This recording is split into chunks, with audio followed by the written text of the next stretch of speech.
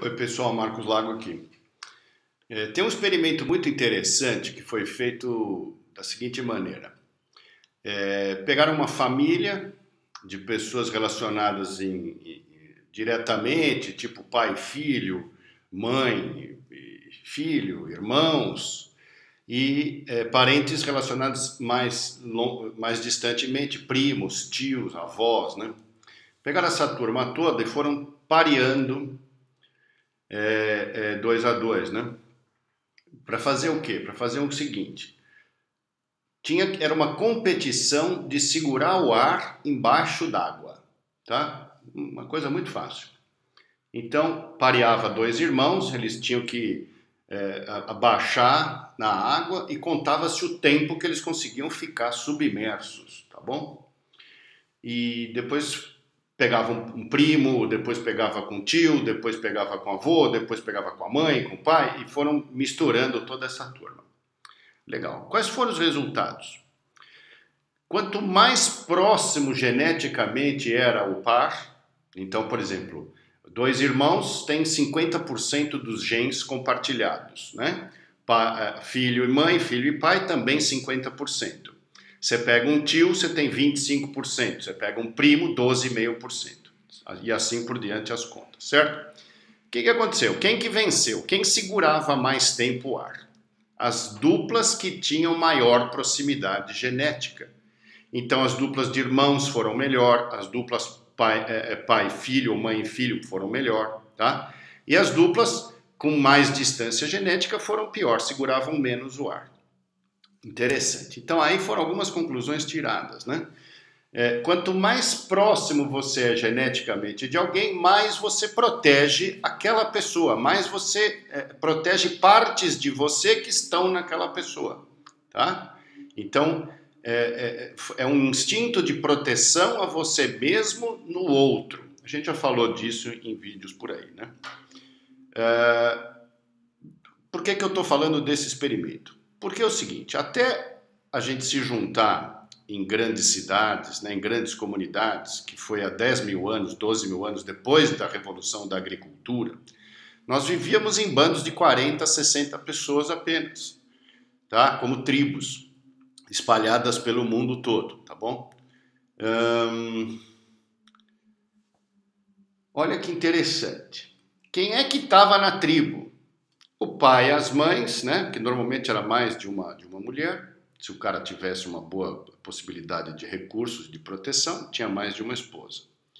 Os filhos homens, todos estavam na tribo, tá? As filhas mulheres ficavam na tribo até que fossem férteis. Então elas eram exportadas para outras tribos, né? E viviam lá com os maridos de outras tribos. Muito bom. Então, o que acontece?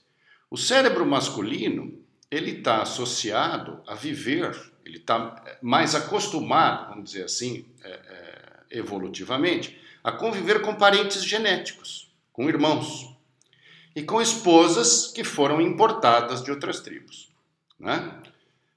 As mulheres estão mais adaptadas a viver com parentes não genéticos, a não ser os filhos, né? Porque elas vão para outra tribo, convivem com sogro, sogra, cunhados, cunhadas, que não são geneticamente relacionados, e os filhos que são geneticamente relacionados a elas. Daí vem um pouco do comportamento, né? Você pega o comportamento, por exemplo, o homem hoje, né, que a gente está essa confusão, ninguém mais convive quase com relacionados genéticos. Eu moro aqui num apartamento, tem 4 vizinhos, cada um é de um jeito, cada um é de uma etnia, cada um é imigrante de um lugar, e a gente não tem nenhuma relação genética. E assim todo mundo, né? No trabalho, no dia a dia, tá?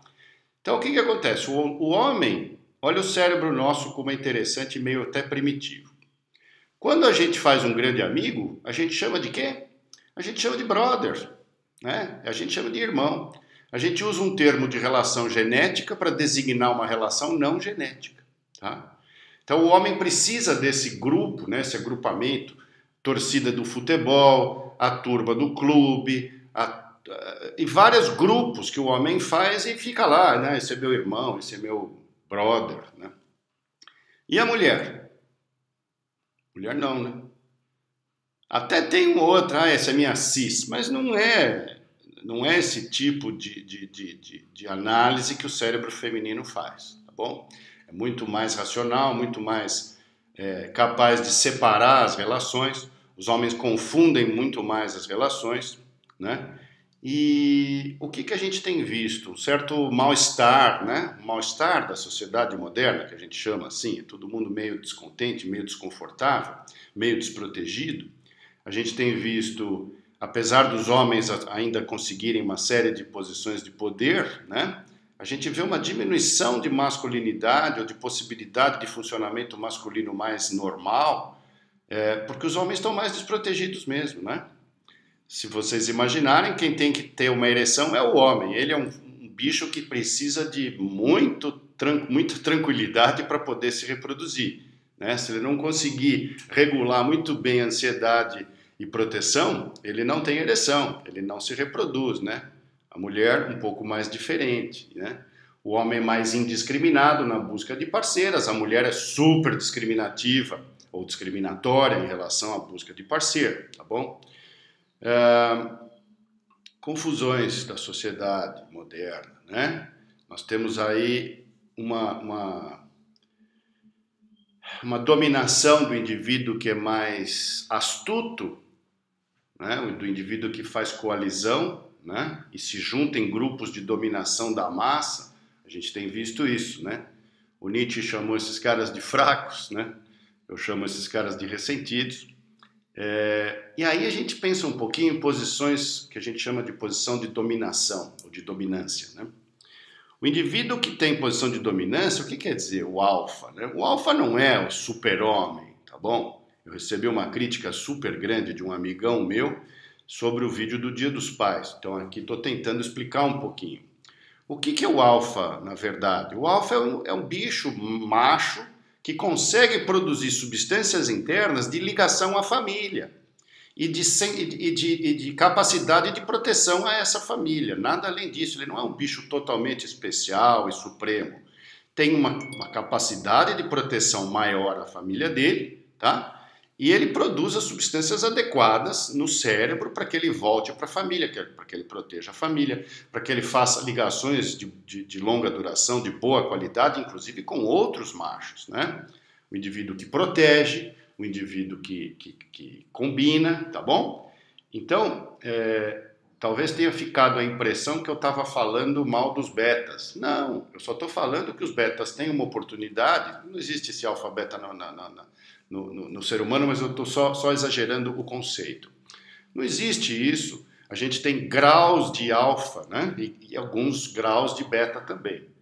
Mas o grande negócio é que a gente não é só ligado à biologia, não é só ligado a hormônios, a gente não é só ligado a isso. Nós temos um cérebro, uma parte do cérebro chamada córtex, extremamente potente, e a gente pode simular comportamentos alfa. Como que a gente faz simulação de comportamento alfa? Ou a gente é um grande mentiroso, ou a gente tem muito respeito e responsabilidade. Tchau, pessoal.